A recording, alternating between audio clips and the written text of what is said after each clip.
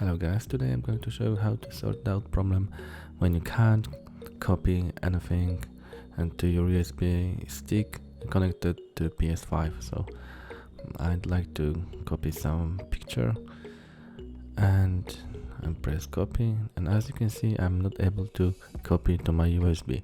So I'm gonna show you right now how to sort it out. If you want to sort out this problem, just connect your USB stick to any PC and right click on your USB stick and just press format, and you need to format that USB stick using